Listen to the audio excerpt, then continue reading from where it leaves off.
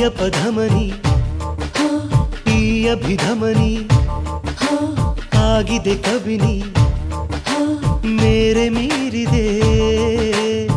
ನಕ್ಷತ್ರದ ಮನೆಯಲ್ಲಿ ಬಣ್ಣಗಳ ಬಳಿದವಳೆ ಸಮುದ್ರದ ಎದೆಯಲ್ಲಿ